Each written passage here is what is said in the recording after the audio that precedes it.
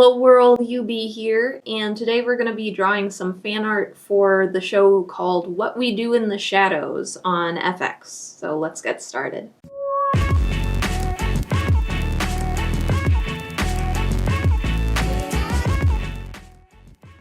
Don't forget to subscribe. Only 50% of you are subscribed. Thank you for your time. Alright, so this week what I decided to work on is a little fan art for a show about vampires in Staten Island who are kind of goofy and struggle with the ways of the modern world, more or less. And they have a familiar named Guillermo who is a human, and he really takes care of them, and they have a hard time really functioning in modern day life because their brains are stuck in whatever centuries they're kind of from, just out of like nature. It's not anything weird with magic or anything, but it creates this really fun dynamic that makes it really hilarious sometimes. What We Do in the Shadows is a show on FX and I really enjoy it. They have recently started filming their third season and I'm very excited. There's some speculation on the internet that means we'll have a third season around Halloween time, which is very appropriate. I have a thing for sitcoms, and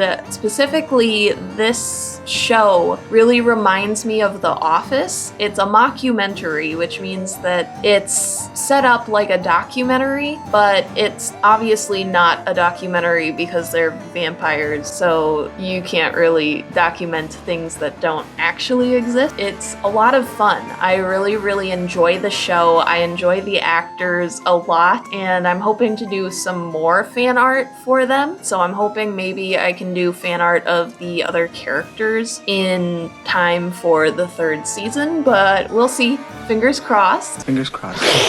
Sorry, don't do that.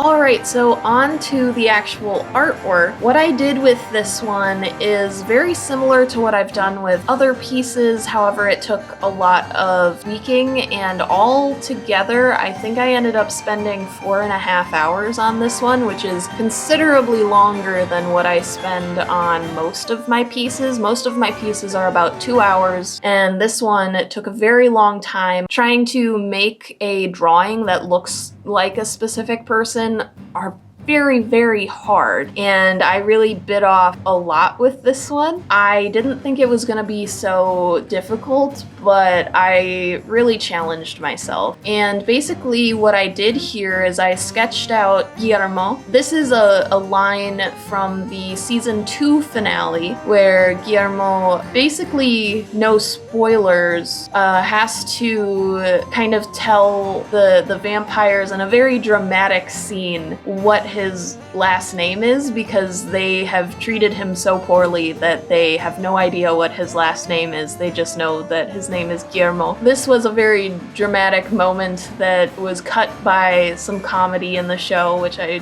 very much admire, and I wanted to make kind of a dramatic piece to really drive home what he was saying. Basically, these vampires hired a man whose name is Guillermo of the Cross. They basically hired a walking crucifix. It's adorable. Anyway, with this one, I did a value painting like I've been doing a lot on this channel, and I played with his face a lot and ended up actually taking photos of Guillermo in other situations and kind of using those to inform the face, because the first face that I drew out I did not like. Honestly, I don't love this face either. It's a little bit fatter, and it doesn't have quite the same face shape as the actor Harvey who plays Guillermo, but it was a big challenge and I'm not going to beat myself up too much for it. Basically, I just did a value painting and I didn't do any line work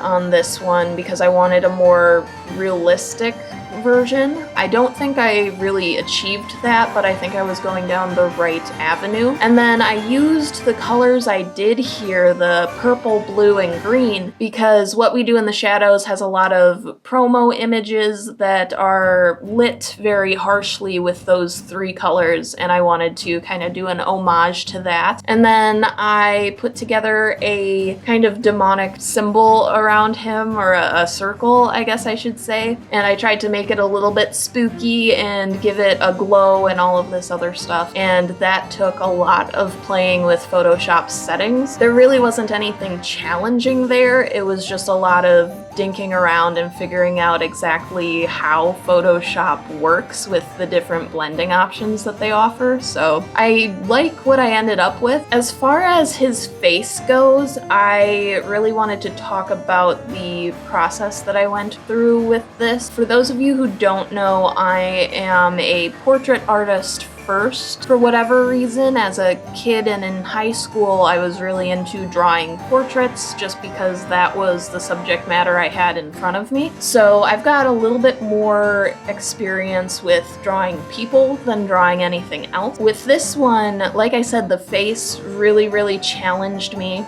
and I basically took a photo of Guillermo in almost the pose that he was in this scene of the season 2 finale, and I kind of mapped out what shapes were in his face, and sometimes that can help you out just to break down the face into different shapes, and then from there you can kind of refine it and make it a more natural kind of shape. First, you need to get a really strong base, and that was what I was going for there. And sometimes if you're really struggling, I very much encourage you to try tracing out where on the head the lips, nose, and eyes are, or even just putting a dot in those spots. Getting the placement of the facial features right is really crucial, and if you're really struggling, it can really make or break a piece. And some people might say, oh, that's tracing, how dare you? But it's really mapping something out, and honestly, I don't see anything wrong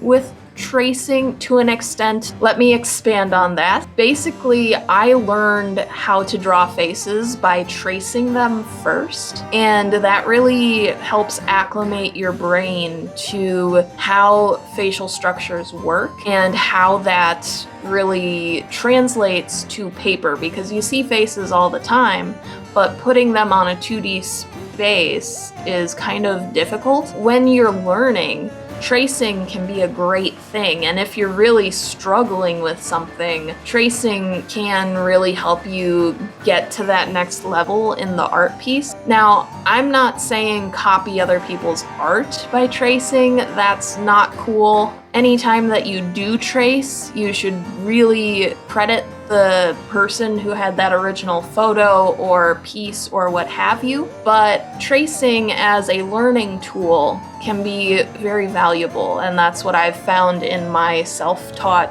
artistic career. With that being said, I really enjoyed this piece. I don't know if it's exactly what I had in my head when I went out to do it, but I think it's really something different from what I've done in the past, and that's always the goal, is to try something new. Thank you so much for getting to the end of the video. It means a lot, so I'm gonna give you 1,000 experience points. Thank you, and please show the video a little love. Subscribe if you like content like this, because I'm a kooky human being and I'm great and it's a good time. Check out my Patreon and all that good stuff, links in my description, and I will let you get back to your day. Thank you again, and don't forget to drink some water. Peace.